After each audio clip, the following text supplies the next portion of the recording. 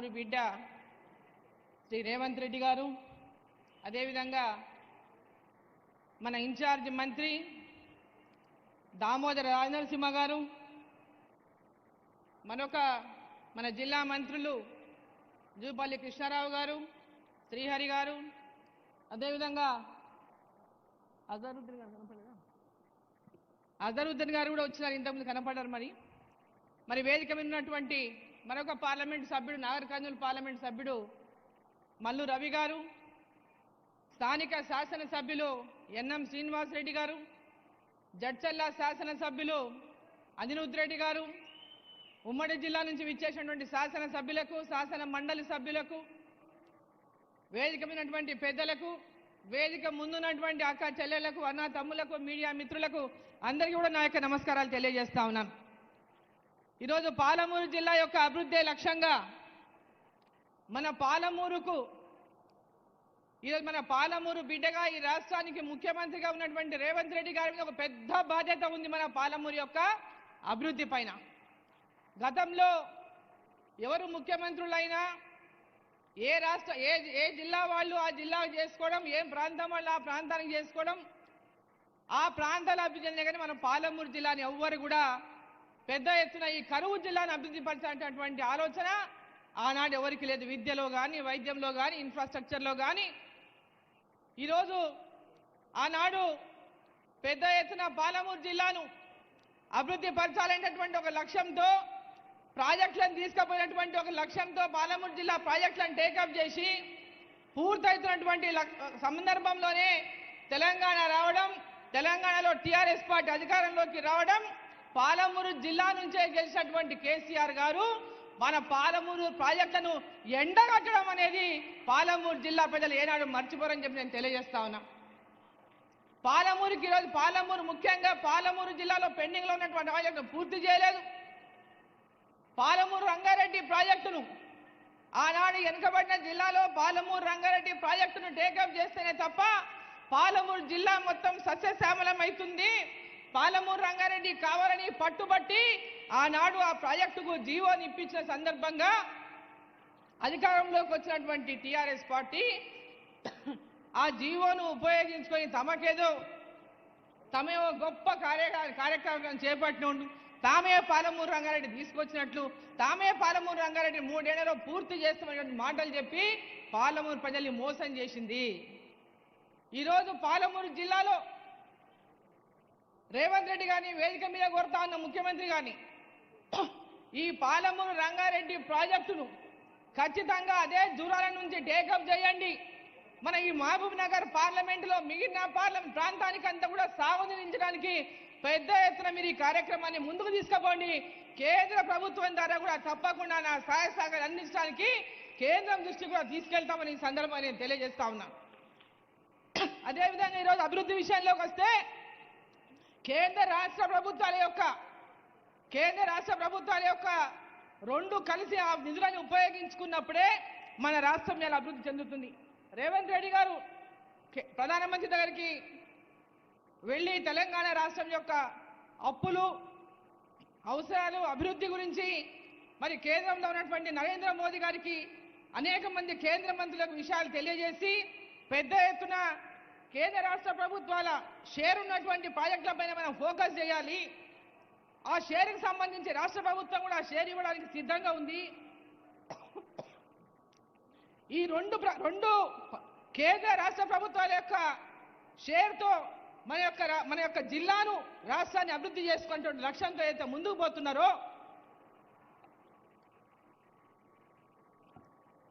ఆ లక్ష్యంతోనే ఈరోజు కేంద్ర ప్రభుత్వం తెలంగాణలో వేరే పార్టీల అధికారంలో ఉన్నటువంటి విషయాన్ని కూడా ఆలోచన చేయకుండా దేశమంతా అభివృద్ధి చెందాలని వికసిత్ భారత్ లక్ష్యంతో 2047 కల్లా భారతదేశం ప్రపంచంలోకెల్లా వికసిత భారత్గా ముందుకెళ్లాలని, అభివృద్ధి చెందాలనే లక్ష్యంతో నరేంద్ర మోదీ గారి యొక్క లక్ష్యాన్ని మరి తెలంగాణలో కూడా ఈరోజు నిధులు ఇస్తూ ముఖ్యంగా మన మున్సిపాలిటీకి కానీ, ఈరోజు రోడ్లు కానీ, ఈరోజు హైవేలు కానీ,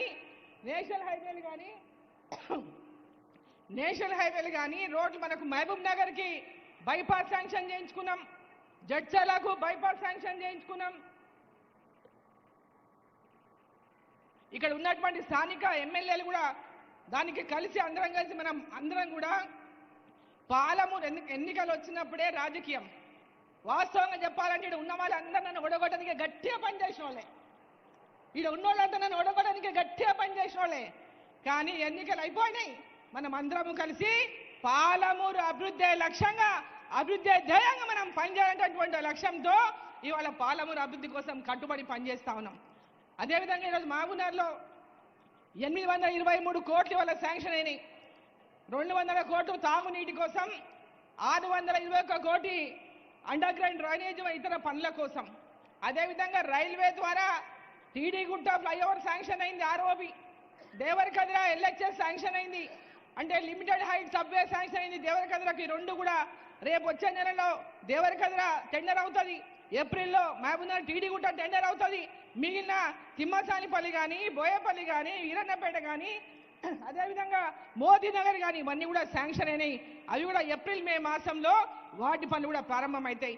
టౌన్లో ఉన్నటువంటి రైల్వే లైన్ల వల్ల పెద్ద ఎత్తున ప్రజలు ఇబ్బంది పడతా ఉన్నారు, ట్రాఫిక్ సమస్యలు పెద్ద ఎత్తున ఉన్నామని ఈరోజు మనం ఇవన్నీ కూడా కలిసి దీన్ని కేంద్ర ప్రభుత్వం వీటికి 100% నిధులు ఇచ్చి వీటిని శాంక్షన్ చేస్తూ ఉంది.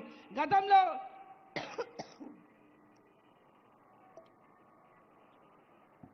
రైల్వే ఓవర్ బ్రిడ్జ్లు కట్టాలన్నా, ఆర్యూబీలు కావాలన్నా స్టేట్ గవర్నమెంట్ షేర్ ఇచ్చేది. ఆ షేర్ ఇవ్వకపోవడం వల్ల గతంలో ఆ పనులన్నీ కూడా మధ్యలో నిలిచిపోయి పైన బ్రిడ్జులు ఏలాడుతున్నాయి. అటువంటి పరిస్థితి రావద్దని కేంద్రం 100% నిధులు వాటికి ఇచ్చి అలా పనులు టేకప్ చేస్తూ ఉందని చెప్పి సందర్భంగా నేను తెలియజేస్తా ఉన్నా.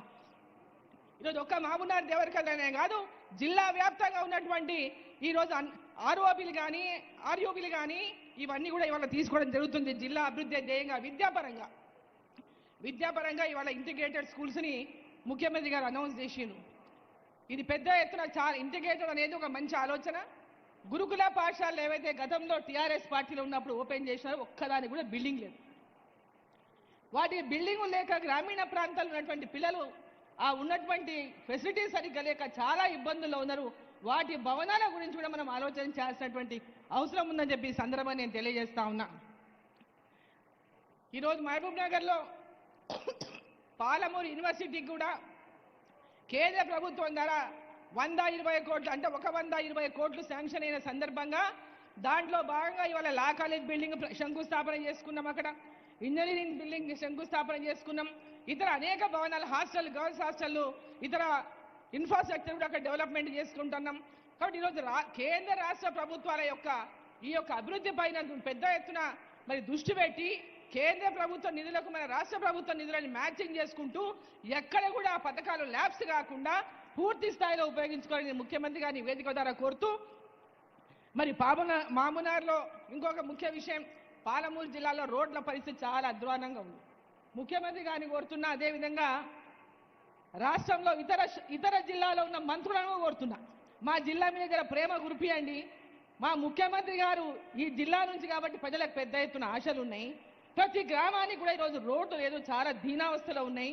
పెద్ద ఎత్తున పాలమూరు జిల్లాకు 20,000 కోట్లు ఇచ్చే పాలమూరు జిల్లాలో ఉన్నటువంటి రోడ్లు, గ్రామీణ ప్రాంతాల రోడ్లన్నీ కూడా బాగా అవుతాయని చెప్పి సందర్భంగా తెలియజేస్తూ ప్రత్యేక దృష్టి పాలమూరు జిల్లా మీద పెట్టాలని చెప్పి, మరి జిల్లాలో రోడ్లు కానీ, విద్య కానీ, వైద్యం కానీ, ఇరిగేషన్ కానీ ప్రధానంగా పాలమూరు జిల్లాలో వీటన్నిటిపై కూడా దృష్టి పెడితే పాలమూరు జిల్లాలో వలసలు ఉండవు. పాలమూరు జిల్లాలో పిల్లలు మంచి విద్యావంతులు, తెలివైన వాళ్ళు ఉన్నారు, ఎక్కడెక్కడనో పోయి వాళ్ళు బతుకుతున్నారు. వాళ్ళంతా కూడా మంచి విద్యావంతులై ఉన్నత చదువులు చదువుకొని ఉన్నత స్థానాల్లో ఉండి ఐఏఎస్ కావచ్చు, ఐపీఎస్ కావచ్చు, సైంటిస్ట్ కావచ్చు, రాజకీయంలో కావచ్చు, ఎవరు ఏ లక్ష్యాన్ని అనుకుంటారో ఆ లక్ష్యంలో ముందుకెళ్ళడానికి అవకాశం ఉంటుంది. కాబట్టి మీకు వచ్చిన ఈ అవకాశాన్ని 100కి 100 ఉపయోగించుకోవాలని చెప్పి మరి రేవంత్ రెడ్డి గారిని, ముఖ్యమంత్రి గారిని సందర్భంగా కోరుకుంటూ, భారత్ మాతాకి. ధన్యవాదాలు మేడం. గౌరవనీయులు